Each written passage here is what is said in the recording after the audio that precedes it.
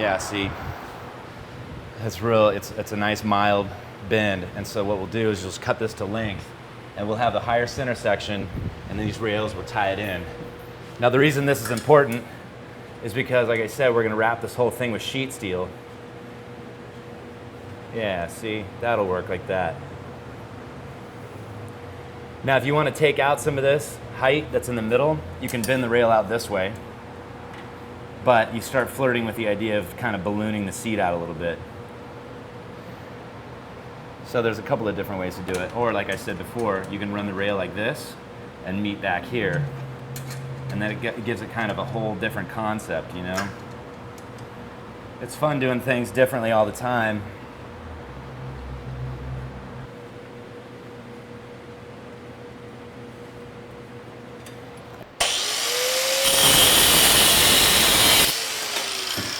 Just so you don't have to, it's not a guessing game. I like to line it up with this long piece that we just bent, make a mark, and that way they're relatively even.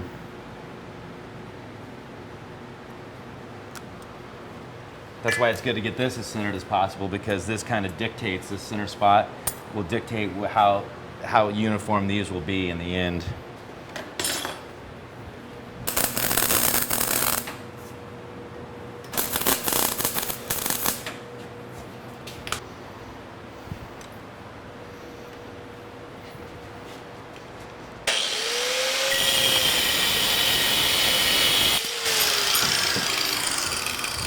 Admittedly, this is where I'll geek it out a little bit. I'll grab my caliper and make sure that we have an even span between the center rail and the outside rail.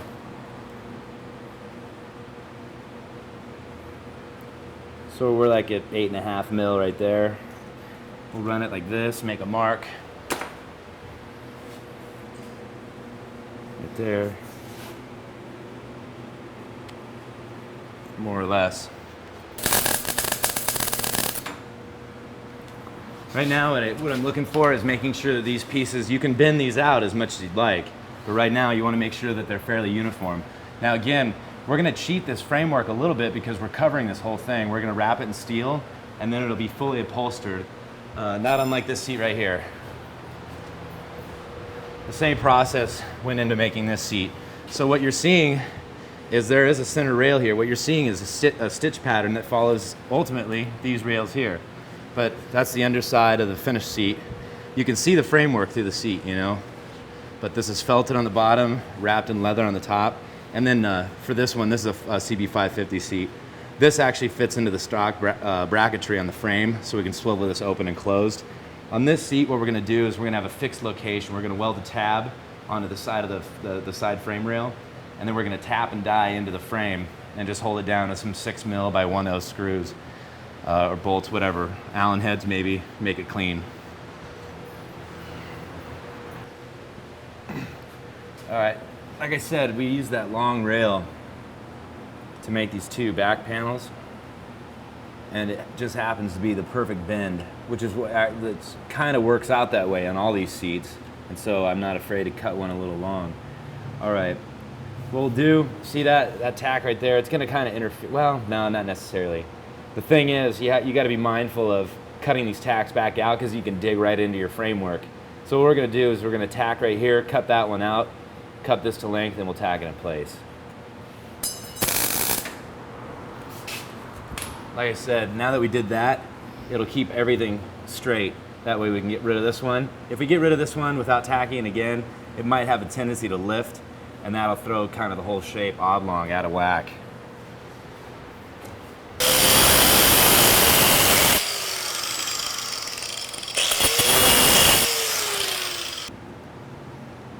There. There. Get in the habit of cutting stuff long, because you can always take it to a bench grinder or whatever and shorten it. But like I said, if you do it wrong the first time, you got to start over.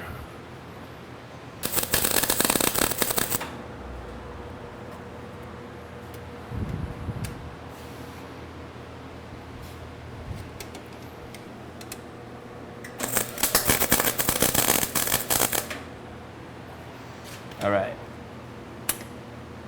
Yeah, see, this one can go straight across. It's kind of a nicer touch to do it straight across like this. The more rise you have on these rails, the more upholstery you have to, or foam at least, you have to put in. And usually don't like to exceed about 2.5 inches. If you go 3, all of a sudden it's almost like a flat piece of foam right across here. You lose your shape and your cowling. So the straighter these can be, the better. On some bikes like CB350s and whatnot, you've got a lot of, unless you modify the battery basket, the battery sits really tall and can be conducive to sort of a rough ride. This one's gonna work out fine.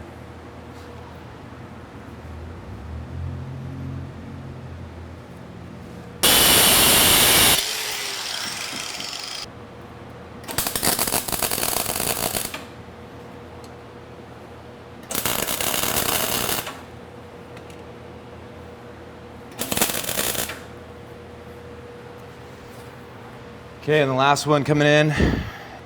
So once we shorten it, it's gonna kind of shotgun the rider back into this whole area. And like I said, it gets a lot more comfortable if you're sitting against this cowling, but also in it.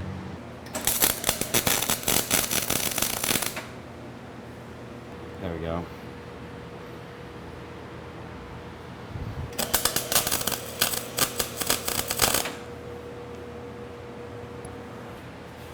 All right, we're almost done. Now the last thing we're gonna do is hug this tank like I was talking about earlier, and then we'll install our tab for our anchor for the seat. The only disadvantage is it won't be able to swivel, but in some ways it could be a bit sturdier than the ones that do swivel. So I'm not too upset about that. All right, we're gonna bend this one pretty tight because we've got wrapping that the way that seat fits in to the tank.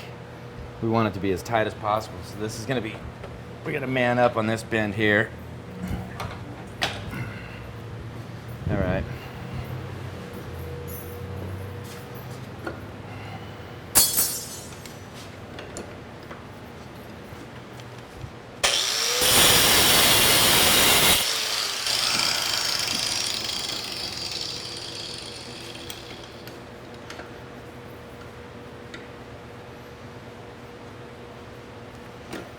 So as my own rule of thumb, what I'll do is I'll cut this in half.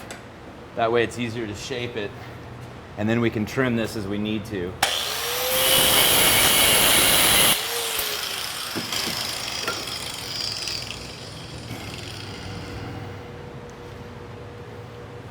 Perfect. All right. I like that. So we're gonna tack that one in place first, and then we'll tack it at the bottom.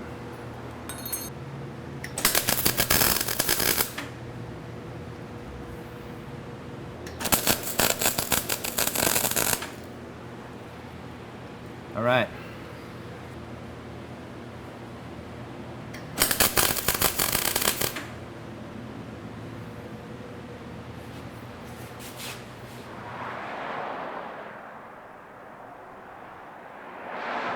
All right, so from where we left off, we were talking about earlier how we put these side rails in. To make up the difference, this is what I was talking about. We made a little piece here.